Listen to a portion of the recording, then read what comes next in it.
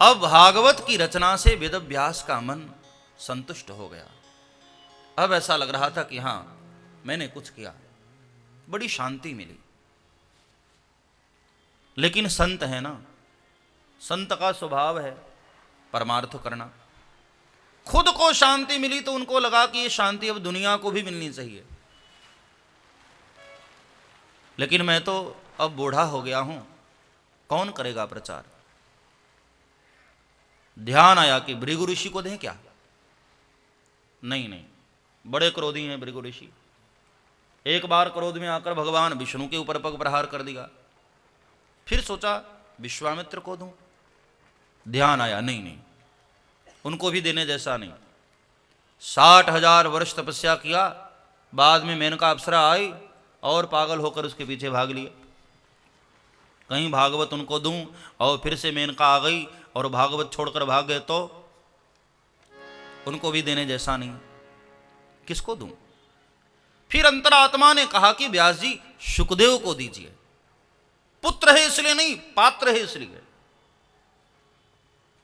लेकिन शुकदेव क्यों आएंगे भाई। जो आत्माराम पुरुष है, जो कृतकृत्य है, पूर्ण कृत्य है, जिनको कुछ करना शेष नहीं है, वो भला भागवत क्यों पढ़ेंगे।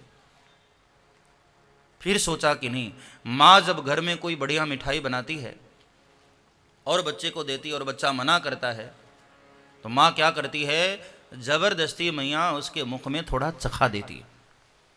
और जब अच्छा लगता है तो बेटा तो पीछे पीछे दौड़ता है, मैया थोड़ी और दो ना, एक बार चखाओ, शायद अच्छा लगे। और तब व्यास जी ने अपने शिष्यों के माध्यम से यह भागवत का ज्ञान शुकाचार्य को दिया। और शुकदेव को ऐसा नशा लगा कि फिर शुकदेव रह नहीं पाए, निकल दिए पीने और पिलाने के लिए। और चलते चलते आए गंगा के तीर पर, जहां एक प्यासा है। देखो, मैं बार बार कहता हूं, यह भागवत अमृत ही नहीं, आसव भी है। आसव यानी जिसको पीकर नशा हो, यह आसव। स्वयं शुकदेव ने कहा, पपुर ज्ञानमयम सौम्याम यन्मुखम बुरुहासवम, यह आसव भी है। मेरे पिता ने मुझे जब से पिलाया, मुझे ऐसा नशा लगा है राजन कि अब क्या करूं, पिए और पिलाए बगैर रहा ही नहीं जाता। परिनिष्ठितोऽपि नैर्गुण्य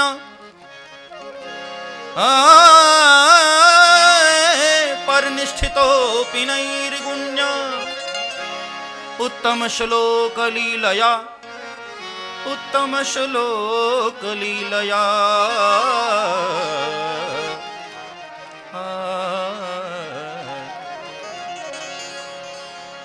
है कोई पियो रे पियाला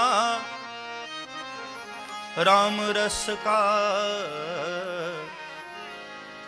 पियो रे पियाला राम रस का। ऐसा नशा लगा, निकल दिए पीने और पिलाने के लिए। पियो रे पियाला राम रस का कोई, पियो रे पियाला राम रस का।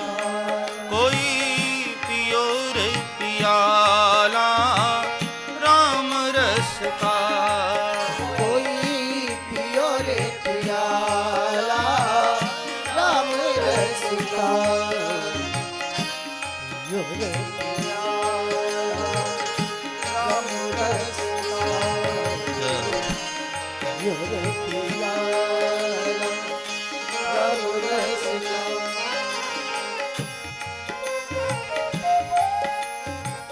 ऐसा नशा लगा, रह नहीं पाए राजा परीक्षित को पिलाए बगैर। आए गंगा के तीर पर।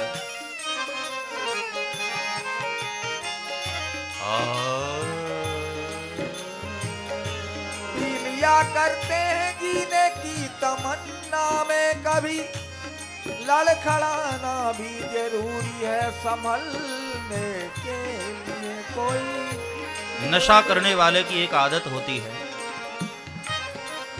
वो ये चाहता है कि मैं अकेला ही न पीऊं, मेरे साथी और बढ़े।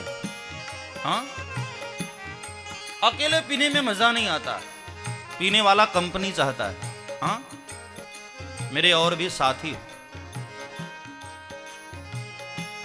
सुखदेव ने भी सोचा ये नशा अकेला ही न करूं, मेरे और साथी बड़े, हाँ और निकल दिए पीने पिलाने के लिए। कोई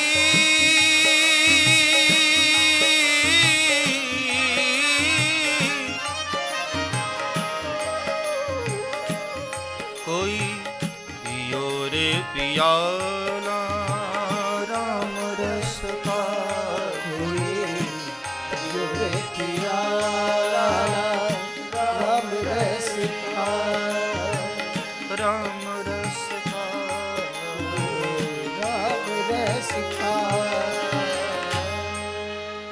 आए हैं गंगा के तीर पर।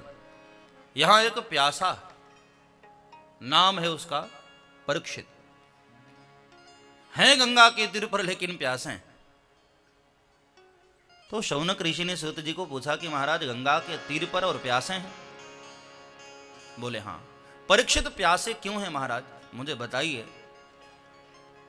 तो सूत जी ने कहा कि देखो परीक्षित की कथा सुनाना मैं जरूरी नहीं समझता, फिर भी सुनाऊंगा। क्यों?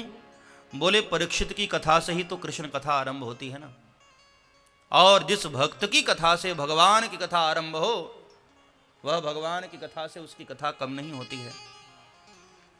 तो अब परीक्षित की कथा सुनाई।